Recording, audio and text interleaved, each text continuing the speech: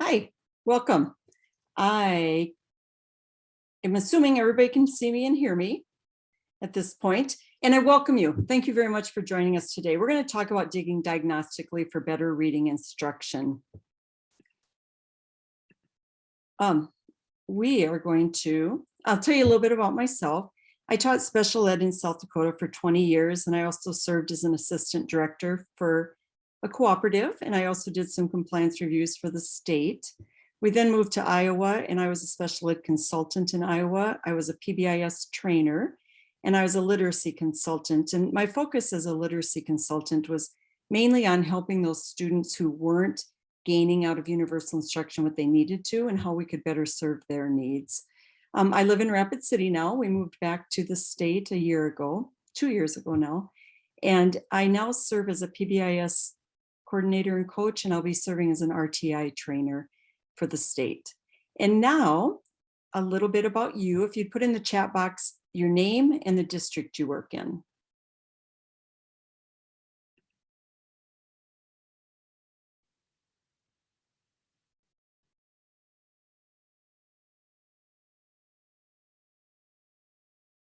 Thanks. It's fun to see all of you here in all your different districts. And they're moving so fast, it's hard to read name and district. So mostly I'm getting your names.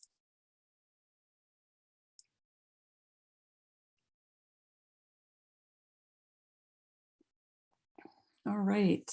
Thanks, everybody. And I am afraid we are going to have to play a little game today. I have 4 different polls. However, because I'm not the person who set up the Zoom, I'm not going to be able to pull up polls. So when we have a poll, I'm just going to have you put answers in the chat box. So, and thank you. It was fun to see your names go by in the districts you're in. So here's your first poll that you can put in the chat box. What grade do you teach?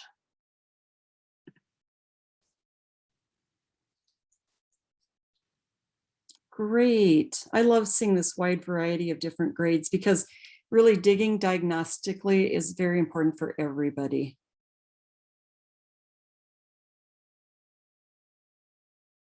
Great.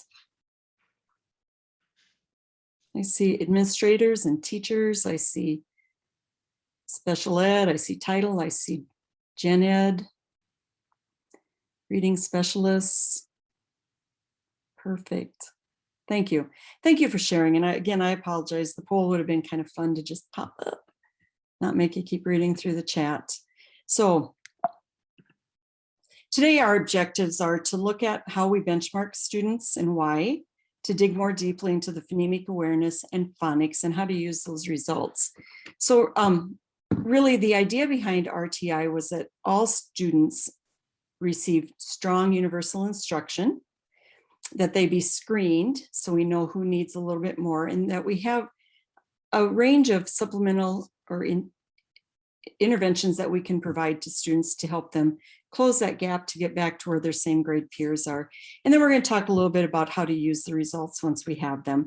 I encourage you, if you have questions, put in the chat box. Andy's promised to tell me if something comes up. Also, sometimes if I don't make sense, please stop me and ask me to clarify what I'm talking about. So simple view of reading is really easy. When you look at the simple view of reading, it's just language comprehension times decoding equals reading comprehension. And I've always really liked how Scarborough broke it out even more deeply. That language comprehension involves your background knowledge, your vocab, your language structure, your verbal reasoning, and your literacy knowledge.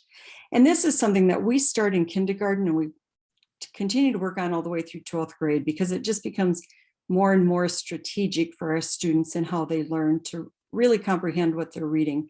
Because of course, all of our end results, all of our end goals are that students comprehend what they're reading. The word recognition is something that needs to become automatic.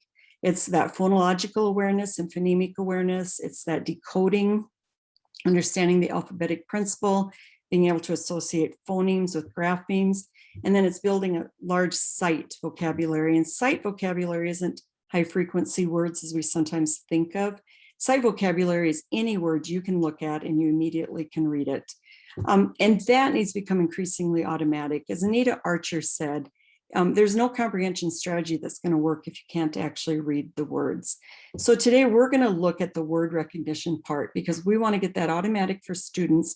So our focus and for their cognitive energies can all go into learning the language comprehension part and those large pieces that go with that. So why do we screen? For one thing, it saves time and money. It's very simple to administer, simple to score. It's reliable and valid if we administer it under standardized conditions. We can repeat screening tools without losing reliability.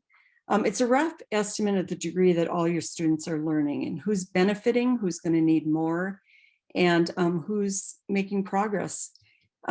It puts a focus on the instruction you want to provide. And it enables early intervention. It also enables prevention. So screening is a great place to start with all of our students, no matter what grade they're in. We should do it 3 times a year. Sometimes we refer to it as benchmarking. But if we fail to identify those struggling readers, we're not going to be able to provide the interventions early. And the earlier we can provide interventions, the better. That is not to say it is ever too late. It is never too late when we find a student has a skill that is lacking, skills that are lacking. It is never too late to provide those interventions. And then screening, diagnosing, and progress monitoring are essential for making sure that all students become fluent readers. So again, whatever grade, when you know you have struggling readers, you know, K through 3, we would always screen K through 4, 5. Even in high school, if we find we have struggling readers, screening them and diagnosing and progress monitoring is very important to their success. So what do you, oops, you know, sometimes my thing goes too fast.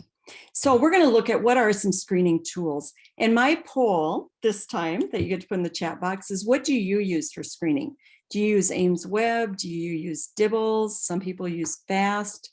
Are you screening? Are you currently using any tool to screen? Go ahead and put that in the chat box. I used Ames Web a lot and Dibbles a lot. Academian, yep, map testing. Really great reading. Perfect. Dibbles, but going to maps. All right. Well, in case, we're going to just look at some tools. You know, I can see a lot of you are already doing screening, or a lot of, well, all of you that wrote in have something they use. We're going to look at some free tools today. We're going to look at free tools to use for screening and then free tools for digging more deeply. So oral reading passages, a lot of you are already using Dibbles. That is also here on this site to provide you with free materials. When you click on benchmark materials, you will see that there's kindergarten all the way through grade 8.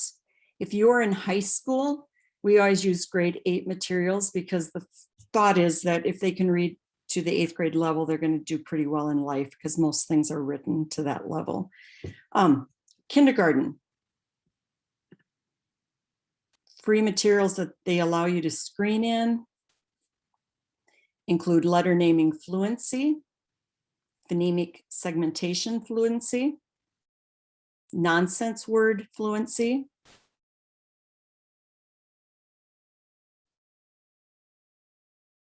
word reading fluency. And then they have a middle and an end of year benchmark screener as well. That's what kindergarten looks like.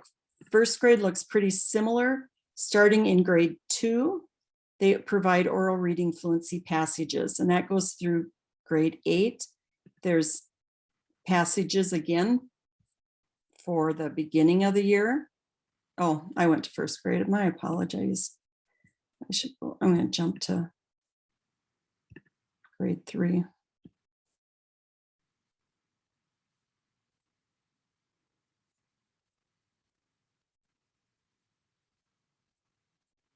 There's the oral reading fluency passages. And they've provided multiple copies of oral reading fluency passages. That is what I know. There's some high school people on here. We always used oral reading fluency passages for high school students that were maybe on an IEP, or high school students that you had concerns about how their reading was going. There's also maze materials for each grade level. Maze, if you haven't used those before, checks comprehension. It always has 3 words that a student has to pick the one that will best fit in that sentence to determine comprehension. I will say that oral reading fluency is a good measure of comprehension. It correlates very closely to comprehension. Comprehension is actually really tough to assess, to progress monitor in a quick time period, because so much depends on genre, background knowledge, vocabulary, interest level, whereas oral reading fluency passages tend to be much quicker. They only take a minute to assess, and they give us a good idea of how well the student's reading and therefore how well they're comprehending. As students get older, the correlation isn't as close, but it still works well as a quick way to assess if they're comprehending. The only people it wouldn't work well for is the hyperlexics. Dr. Kilpatrick talks about in his book, people who have a large sight vocabulary but still aren't comprehending what they're reading. On their site, yeah, that wasn't the one I wanted. They have some nice resources to go to.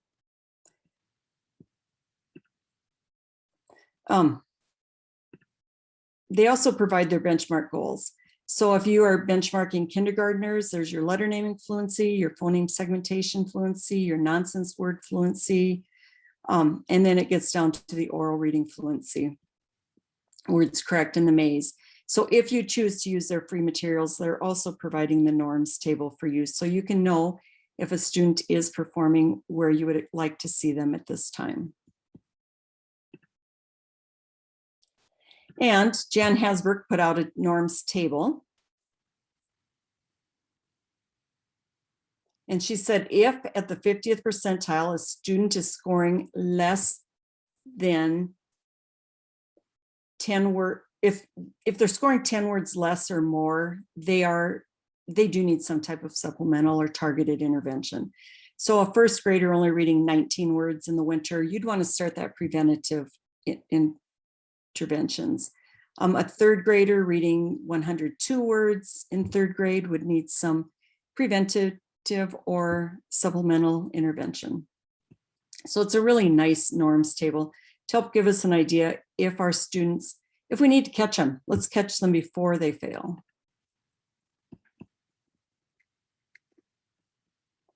So I'm going to put you in the chat room. Do I have that ability? Shoot, I wonder if our tech person's here. I'd like you to go in the chat room. Andy, can you talk to me? Do you know if, can somebody put them in a chat room for me? Yeah, hold on just one moment. If you get to go in the chat room, you're just going in for 3 years. I want you to talk to each other about what are you currently using for benchmark tools. If you like it, what types of information you're getting. And then we always ask those 4 questions. What do we want our students to learn? How will we know if they've learned it? What are we doing for the students who haven't learned it? And what are we doing for the students who have learned it? I want your focus to be around that conversation of what are we doing for the students who haven't met it? And then what diagnostic tools are you currently using? What types of information are you getting from those? Are you happy with it? Would you like something different? 3 minutes in the breakout room if that happens. I didn't think about the fact I wasn't getting to set up my own Zoom.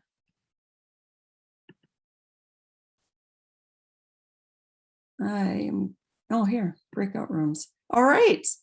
I am going to put you all in breakout rooms for 3 minutes. Have some of those conversations.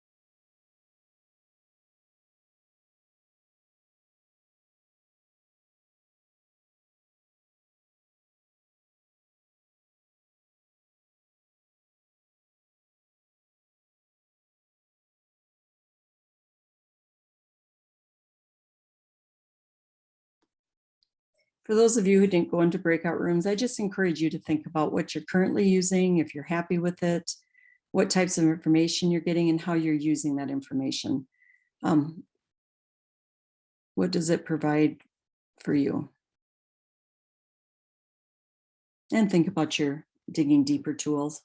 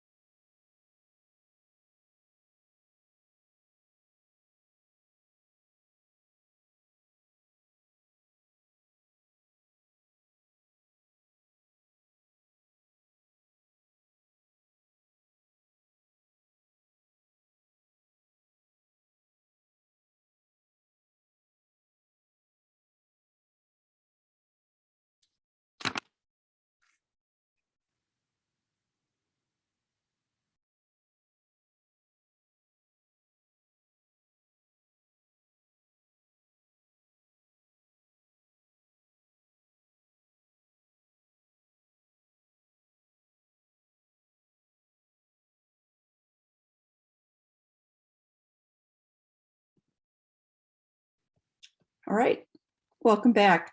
Hope you had some nice conversation with your colleagues.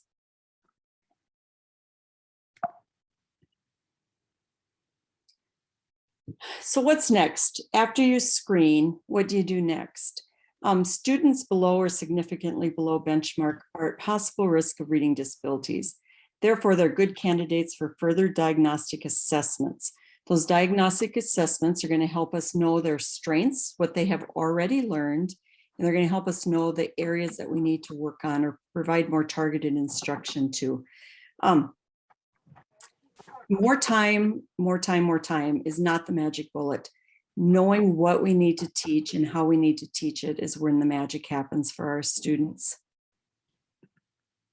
So diagnostic assessment, starting with PA. So much of the research is showing us that students need good phonemic awareness if they're going to learn how to read. That's really, we learn to speak first, we hear first before we read. That's the order we learn in.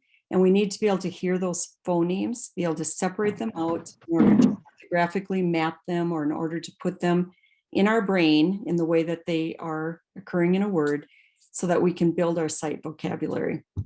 And equipped for reading success, Dr. Kilpatrick says, students with good phonemic awareness are in a great position to become good readers. While students with poor phonological awareness almost always struggle. So when we have a student that's struggling to read, the best thing we can do is start out by looking at their phonemic awareness. And he also goes on to say that reading problems can be prevented if all students are trained in letter sound skills and phonological awareness. So the poll is, do you currently have a screener or a diagnostic tool to use for phonemic awareness? Yes or no?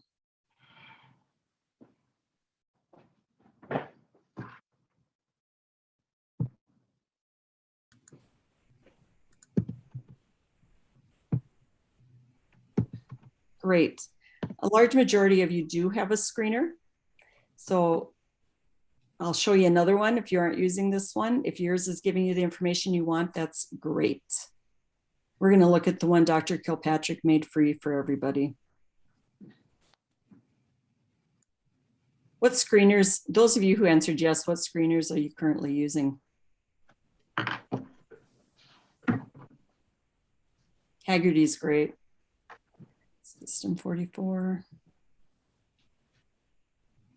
All right, we're going to look at the past. It's the one that David Kilpatrick put out. It's free. He's got 4 versions of it for you to use. We're going to look at somebody administering it first. So I want everybody to watch how the response is handled if the student gets it right, and how it's handled if the student makes an error. And we will stop after the first error.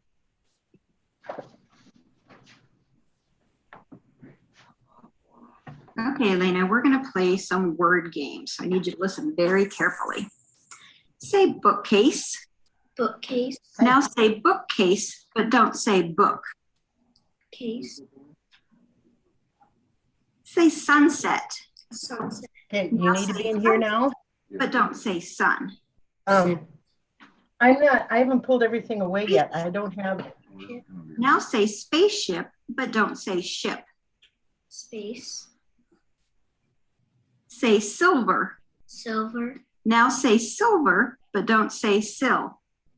Ver. Say market. Market. Now say market, but don't say mar. Cat. Say gentle. Gentle. Now say gentle, but don't say tull. Gem. Say October. October. Now say October, but don't say oc. October. Say umbrella. Umbrella. Now say umbrella, but don't say Umbrella. Say fantastic.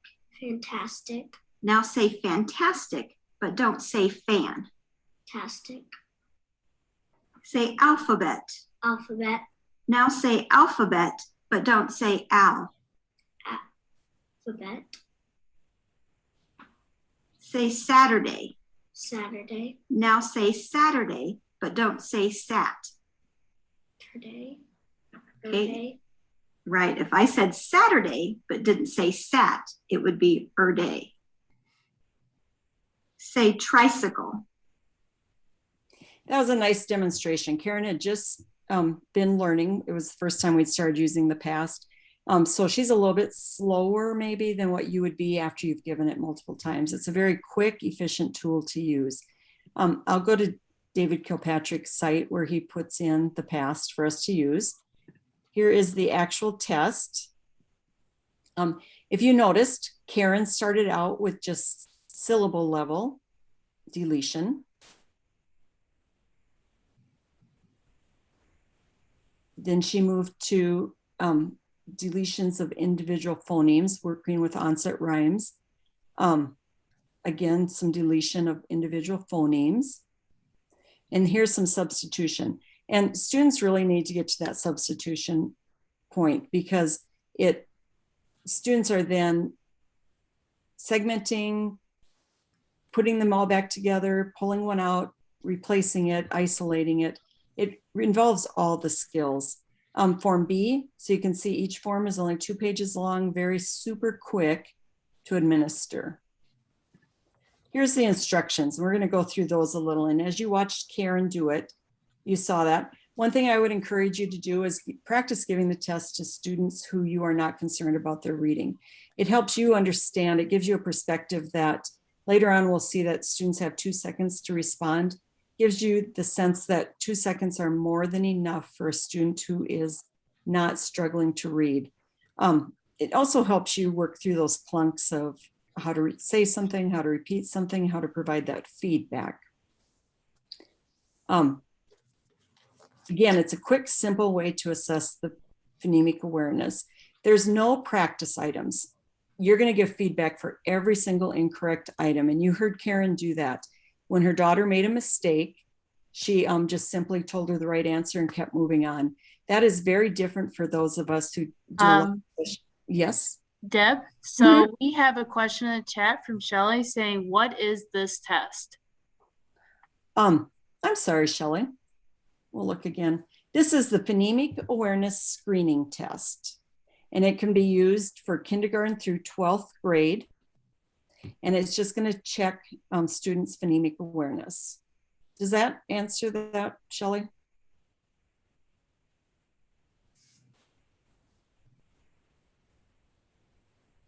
I will.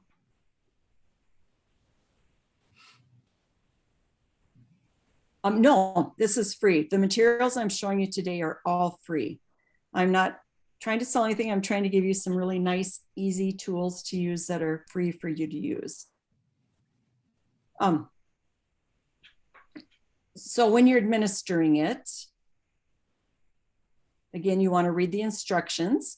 You provide immediate feedback.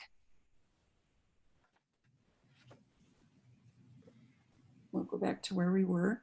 You want to make sure you're pronouncing all the sounds correctly. I read a blurb by a young woman one time who really struggled to read. And she said when her teacher said the sounds, she was saying ka for k or ta for t. And she couldn't figure out what a k, a, ta was. So we're going to look at a pronunciation of sounds video that also is free and quick and easy to use that you can practice with, or you could have your paraprofessionals use.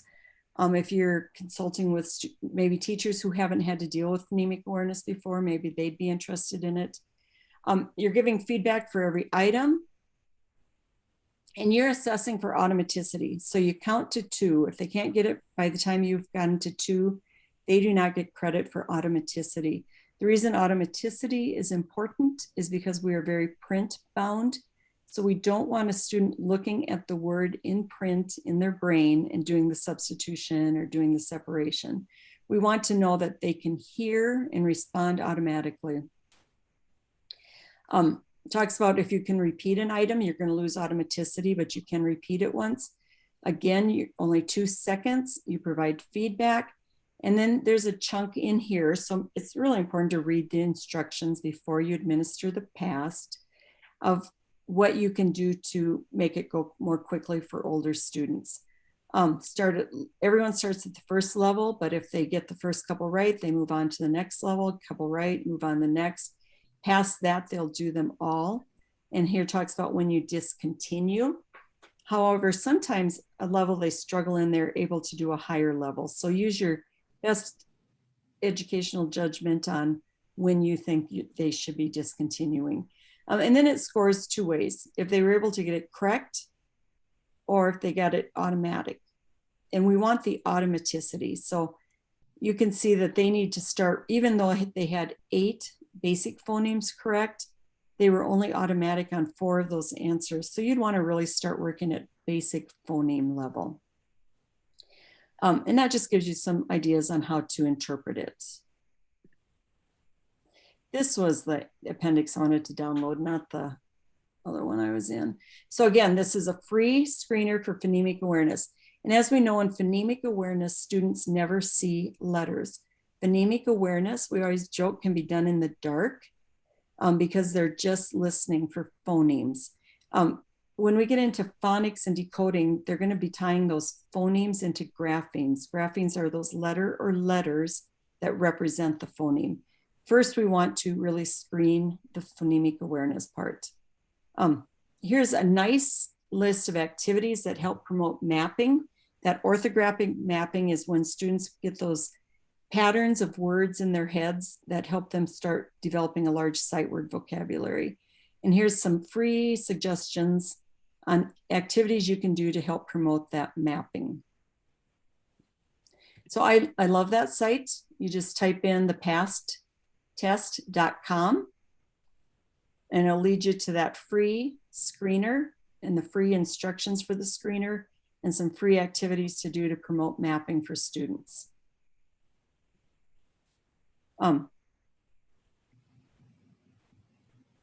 So we said before that not being able to read the words is going to always limit your comprehension. So let's dig in. Let's find out why they aren't reading the words. Was it a phonemic awareness problem? Are they not hearing those sounds so they're not able to isolate them? so they don't understand how you put them back together. So phonics, we want to look at decoding. Phonics is learning those individual phonemes and the graphemes that represent them. And then decoding is taking that information to make meaning out of the written language. So not being able to decode well in grade 1 predicted 88% of the poor readers in grade 4. And research shows us that, and that's from Marianne Wolf with Proust and the Squid, which is a great book. Research shows that if a student starts out delayed from their peers, they're going to continue that amount of delay or increase it unless we provide intervention. So when they're predicting that, we can honestly change that prediction by providing that strong, systematic, sequential, direct, and explicit instruction in those areas that the National Reading Panel told us about way back in 2000, in that phonemic awareness, in phonics, in fluency. Those need to be heavier until a student needs to learn, until a student is able to read fluently. And then we move more into the comprehension, that background knowledge, that vocabulary. We are working on all of it all the time. It's just the proportion of time we're spending as students are learning to read. If students can't associate the sound syllables and morphemes and spoken words with printed symbols, they're not going to be able to store those words in their mental lexicons or that orthographic map we just have been talking about. And that's a quote from Louisa Moats from Teaching is Rocket Science. So we're going to look at some free phonics assessment tools. And I saw in the chat box, somebody's already using Really Great Reading. We used Really Great Reading a lot in Iowa. Again, this is going to be a free tool for phonics or decoding. So the Phonemic Awareness, the past was a free tool for assessing phonemic awareness. This is a free tool for assessing decoding. You go to reallyGreatReading.com, click on their Diagnose tab, and you will see that they have Kindergarten Foundational Skills Survey. They're going to look at that functional vocabulary. They're going to look at phonemic awareness, letter knowledge, decoding, high frequency word reading. They have a first grade foundational skills survey. It's for first grade or older students who are struggling. All of these are one-on-one, but they're all like a 3 to 5 minute assessment. It's simple and complex syllable words, decodable words, select sight words, and then there's some optional assignments that are down below. Today, we're going to look more deeply into the diagnostic decoding surveys. Those are used for 2nd grade through 12th grade. The beginning one is going to look at single syllable words, short vowels, digraphs, blends, closed syllables, and some select sight words. And then the advanced is going to bring in some of those vowel teams, the R-controlled vowels, consonant constructs like trigraphs and digraphs, 3-sound blends in real and nonsense words. Nonsense words are a good indicator if the student is actually has the skills necessary to decode a word. And decodable 2- and 3-syllable words, both real and nonsense. Additionally, they have that phonological awareness survey, letter knowledge survey, sight words survey. And these are easy to get. When you click on download, you're going to be asked which ones you want. When I do it, I just ask for all of them. They're going to ask for your first name, last name, title, email address. You don't have to put in anything that isn't red, your state, your district, your school name. They are not using this to send you anything, propaganda, anything to sell. They are using this simply for their purposes to track. Additionally, they offer free online support, free call-in support if you are struggling with any part of the assessments. And they just want to know how many people they need to have manning those phones. So if you're calling in, they don't use this information for anything else. It's just to send you these free surveys. I'll show you what one looks like. When you get your free survey after you've requested it, and you can use this for as many students as you want. There's a page that's going to show you just a quick how to use it. Everybody, 2nd through 12th grade, needs to take both tools, the beginning decoding survey and the advanced decoding survey. Sometimes people say, well, my student's an 8th grader, my student's a 12th grader, they don't need the beginning. Everybody needs it to get a well-rounded picture of your student skills. I have administered this all the way through 12th grade with many, many students. Nobody balks at it. When they can do well, they're really quite pleased they're doing well. And it gives us a great picture. So teacher recording forms, you either need paper or you can do it digitally. We'll look at how it's done digitally. Student pages, they either need paper or they need e-panels. And again, this is free. You can use these e-panels free to administer the assessment to students.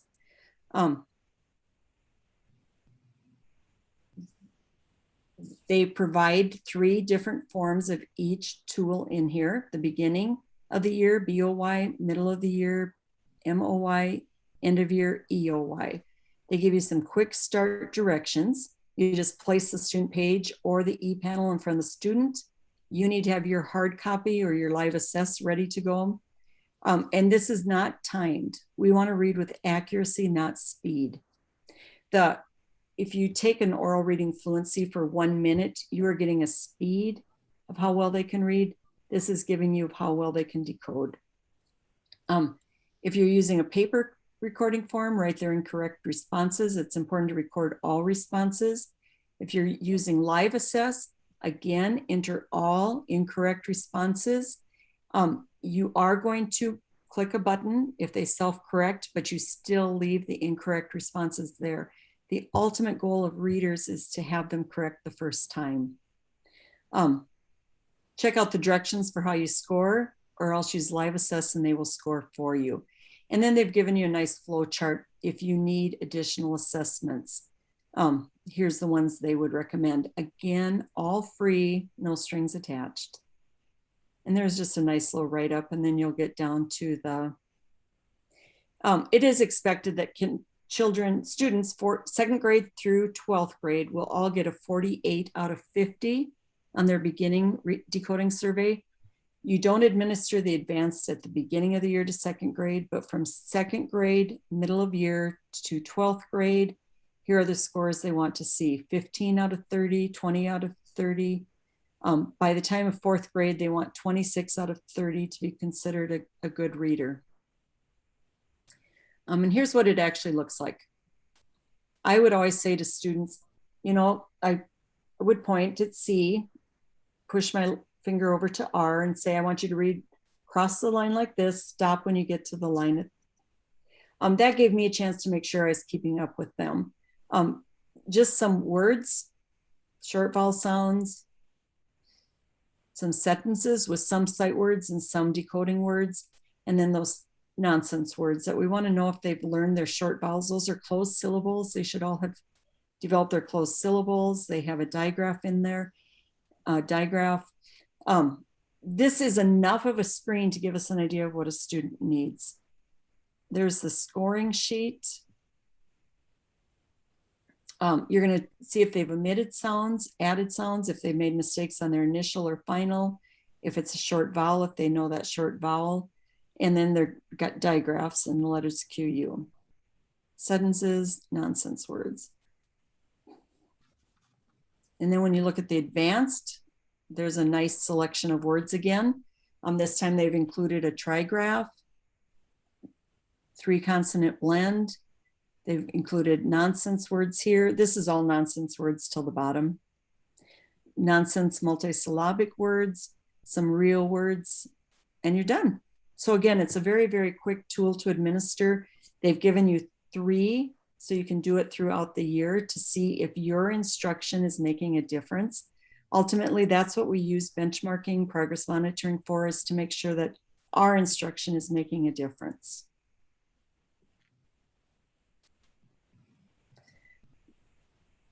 So when we go back to that really great reading site, I'm going to show you what it looks like to do the live assess. Live Assess allows you to simplify the assessment process. It will lessen the amount of time it takes to score each assessment, as well as provide consistency in scoring if multiple people within your building and/or district are administering the assessment.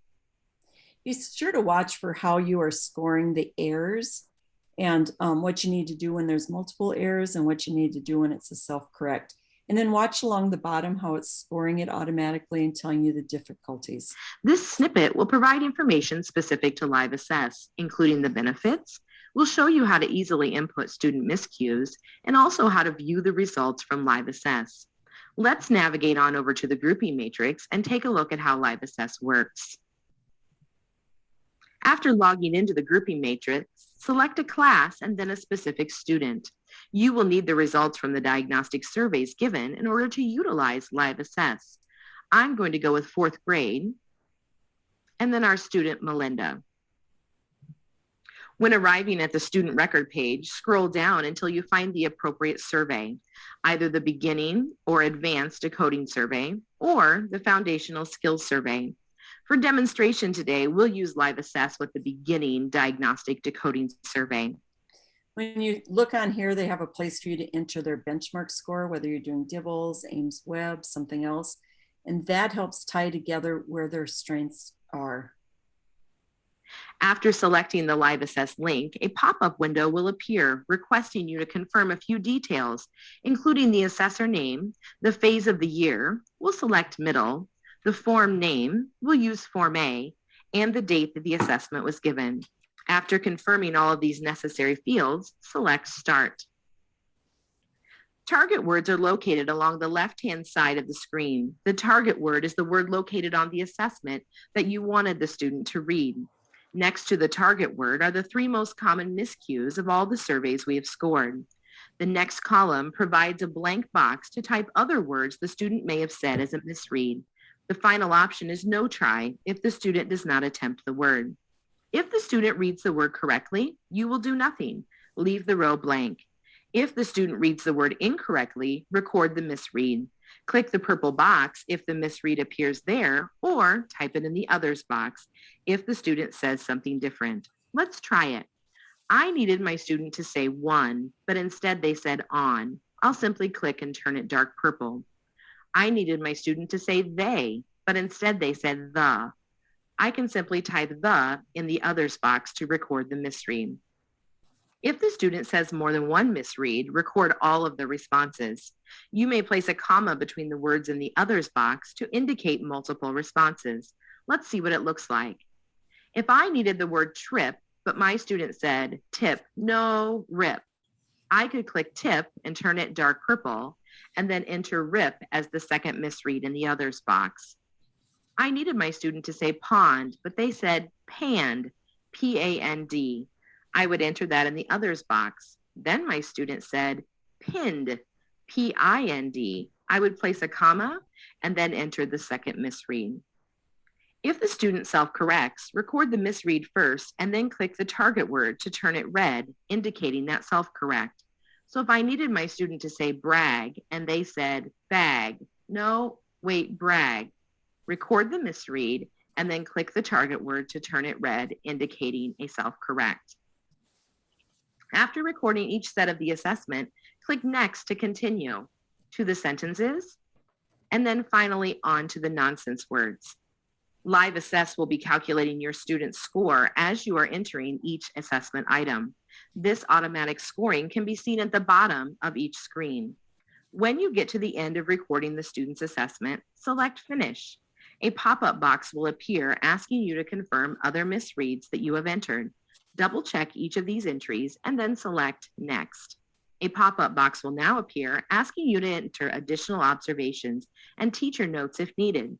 These notes will appear on the student progress report. The final step is to either click Finish or continue to the Advanced Decoding Survey if you are testing a student in the second semester of 2nd grade or beyond. Your student's score should appear immediately on their student record.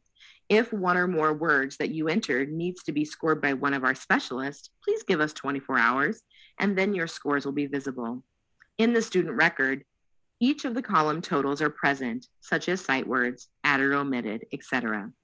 If you do not currently have access to the grouping matrix, simply send an email to groupingmatrix@reallyGreatReading.com and we will get an account set up for you.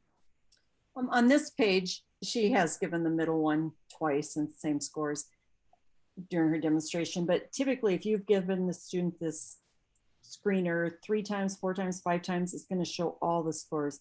And it's fun to look down the side, like sight words.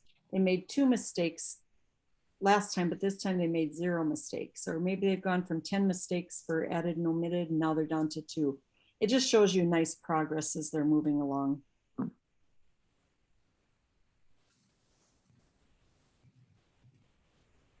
So I was an implementation specialist and trainer for Really Great Reading. That's how I can guarantee you that they are not using your information, your email for anything except to send you what you have requested. If you wanted to use that live assess, you click on group, click launch the grouping matrix, and either request a new school account, and you only need 1 account per school. I would encourage you to do, even if you're a K-12 building, I'd encourage you to do elementary school, a middle school, and a high school, but you only need 1 per school. I'm going to show you what it looks like.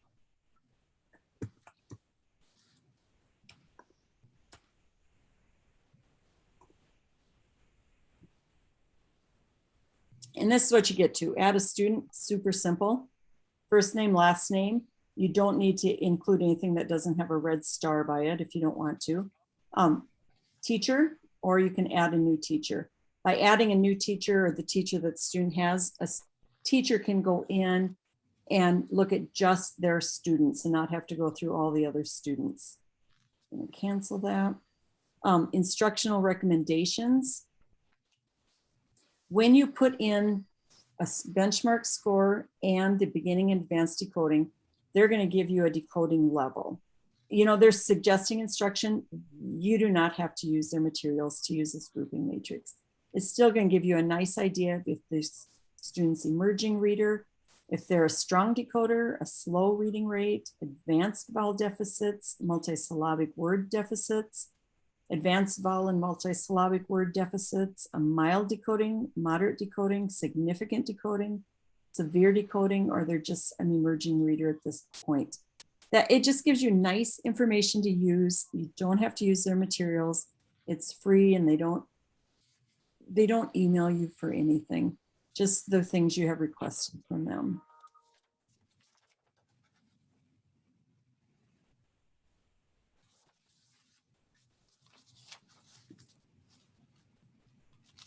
So progress monitoring. Again, the whole intent of doing this is so that we can provide that targeted instruction for students who are lacking skills in phonemic awareness or lacking decoding skills. There's free passages from DIBELS for progress monitoring if you don't have anything. Again, while we'll use the PASS, that phonemic awareness screening test, we'll use the Really Great Reading decoding test, or whatever tools you are currently using. You can progress monitor simply with an oral reading fluency passage. You don't have to progress monitor with those other tools. I would encourage you to use those other tools 3 times a year to see how it's going, or twice a year. I know schools who just did it once a year and checked from fall to fall how they were doing. Use the passages from DIBELS to progress monitor or whatever tool. I know some people said that AIMSweb has awesome tools as well. You need to graph your data. You need to know how your student is doing and if they're closing that gap. Again, the whole goal is to get them as close to their same grade peers as you can and expect to close the gap. Expect these students to learn with the right instruction. Louisa Moat says all but 3 to 5% of students should be able to read. Growth rates. When you set those goals for students who are struggling, in first grade, you would expect this type of growth from your students. If somebody is lacking in skills, they need to have more ambitious growth. Second grade, third, fourth, fifth, and sixth. It's not enough to have the same growth as their peers if they're lagging, because that gap will stay the same. They need to have more ambitious growth. That makes sense? So using what you know, provide targeted tier 2 instruction and interventions. Again, this tier 2 level can be both preventative and intervention to work out some of those skills that some students may be missing. And it can also help you provide that tier 3 or those intensive interventions. Difference between tier 2 and tier 3 is targeted can be a little bit bigger group size. Intensive is going to get that group size down a little more. Targeted doesn't need as frequent or as lengthy of instruction. Intensive will need more frequency, more intensity, more time spent to get those. So again, everybody gets that good, strong universal instruction you are providing. For whatever reason, some students don't learn it in that universal instruction. Maybe they've missed school, maybe they've transferred in and haven't had the benefit of your good teaching yet. For whatever reason, we want to make sure that we are catching all of our students as soon as we can to close that gap and to teach them the skills they're missing. I like this out of Iowa's Intervention System Guide. It allows you to decide what percentage of accuracy you want and what the benchmark is for that grade level. And I'll show you what that looks like filled out.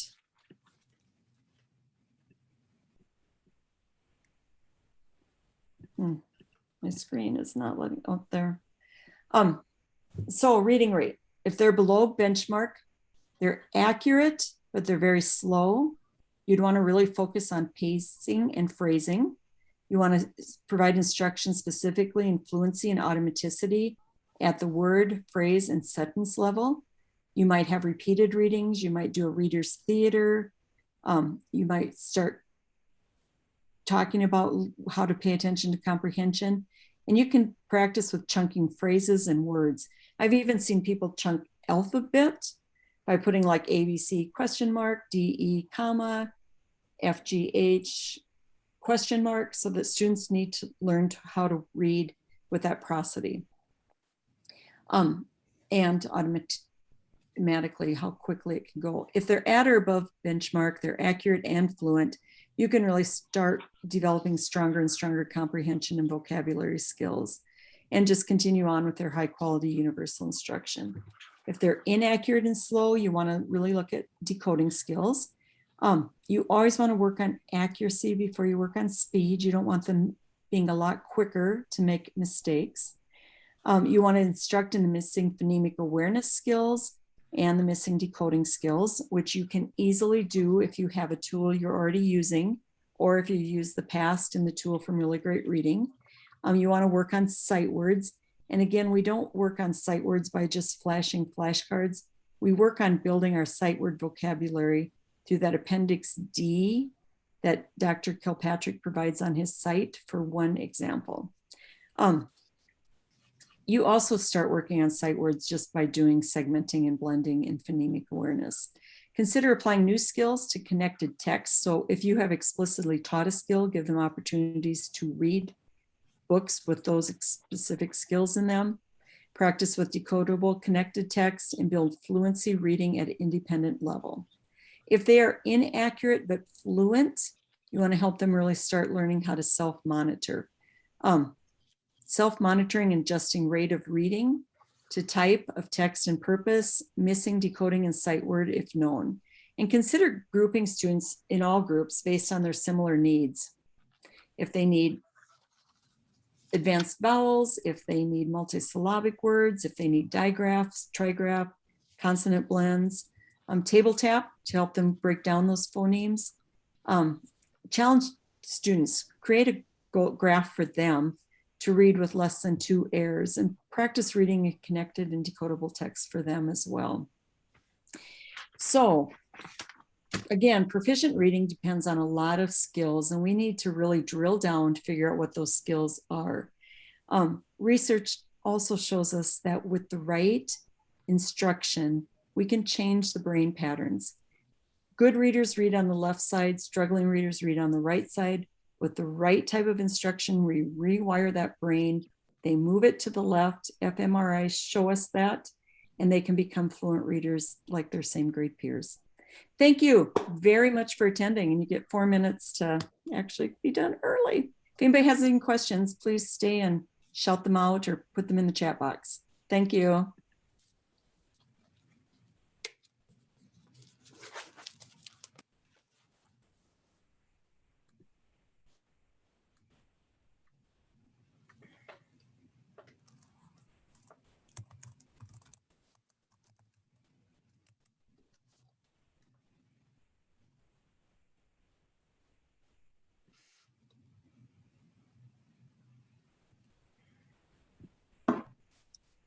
All right. Thank you for attending the session. Be sure to join us tomorrow for Dr. Steve Constantino's, that's our keynote speaker, the Engage Every Family 5 Simple Practices, or more great sessions that we have tomorrow from 10:45 to 1:30.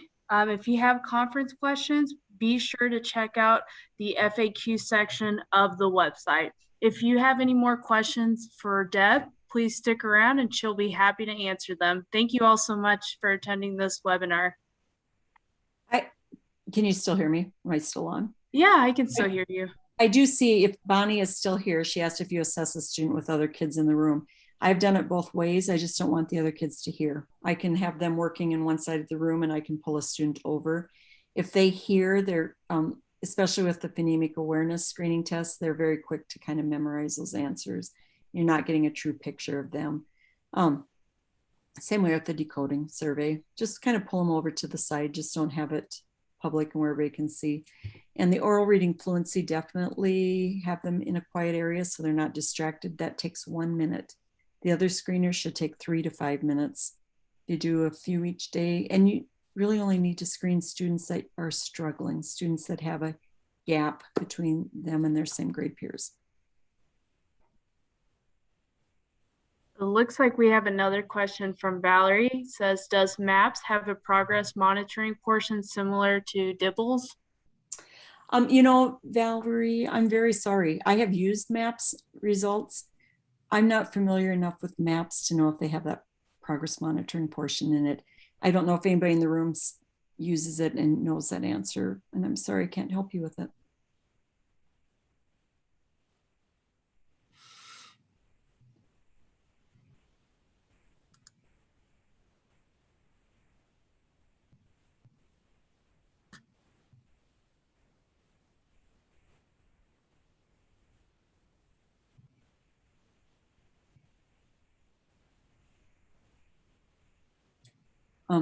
Oh, thank you. Somebody, Pat Hubert, responded that MAPS does not have progress monitoring tools in it. If you're still there, Valerie. And Marcy wants to know if they go to a closing Zoom session today. And I think there are more sessions today, Marcy. Oh, sorry about that. So today's, the set list for what we have for the keynote speaker and the sessions, this is actually the last session for today. Tomorrow on Tuesday, the session starts, the Fast Facts and Conference Update starts at 9 a.m., but the keynote speaker, Dr. Steve Constantino, starts at 9:15 a.m. CST. And then the last session tomorrow is from 12:15 to 1:30 p.m. CST. Thanks. And then Ann Har has asked if we can get a copy of Iowa's Intervention System Guide. My email is here. Email me and ask for that. Ann Har, anybody else that would like it, and I'll be happy to send you a link to it. Again, thanks you guys. I appreciate you spending time with me today.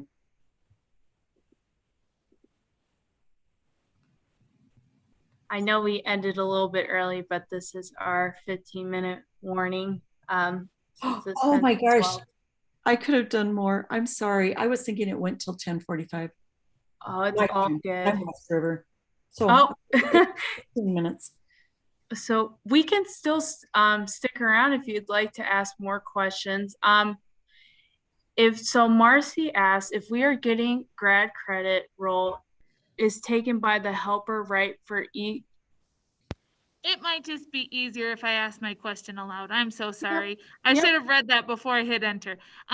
When we take it for grad credit or the undergraduate credit, it said you had to just attend the live sessions.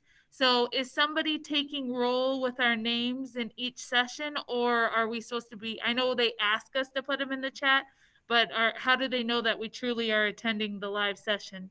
So then we don't have to write the 100-word paragraph and things like that. Yeah, that's a great question, Marcy. So there's actually, whenever you do enter into the Zoom webinar, as soon as you log in from that into that webinar conference from the Ed conference page, the analytics starts tracking you. So it knows exactly what time you come in. And if you decide to exit out and you're like, oh, this web session's not for me, or something came up, or I have time, I need to do it later, this web session is more interesting. Whenever you log out, it does track when you log out, and it does track when you log into another session. With that being said, so if you attend it live, yes, you do get the credit for that, I believe. If you do not attend it live, you still watch the sessions, and then you just turn in a reflective summary or a paper. So with that being said, the person to ask about the grad credit questions is actually Jennifer Palmer. I'm going to put her email in the chat so you guys can ask her these questions directly as well if you would like them in writing or an email. I have a question too. Can you do a combination of both? Like watching. Thank you.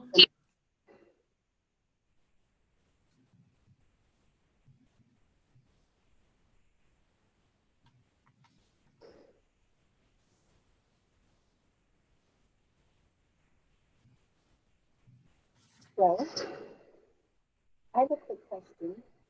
Can you do a combination of reading and responding for the grad credit?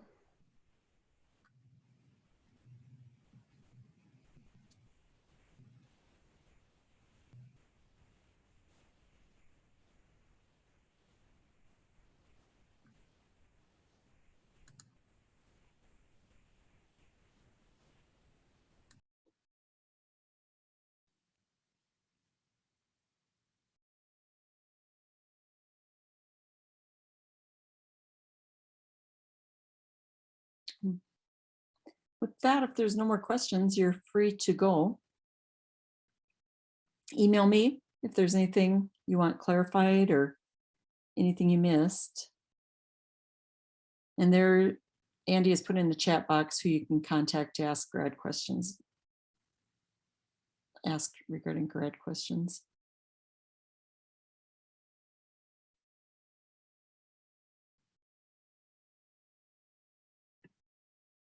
So there was a person who was muffled. I don't know if you're able to write into the chat or speak, able to have better audio right now, but if it's a question regarding this presentation, we would like to hear it.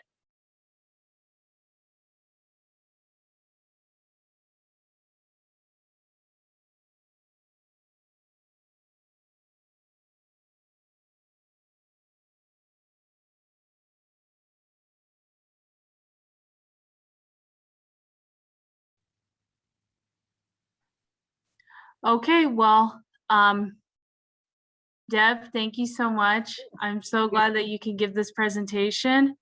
Thank you so much, everybody, for showing up. If you would like Deb's email, it's currently on the slide right now. I will also type it into the chat. And we could, if nobody else has questions, I guess, Deb, if you're okay with it, we could end a little bit early. Absolutely. Thank you, guys. Have a good day. Thank you.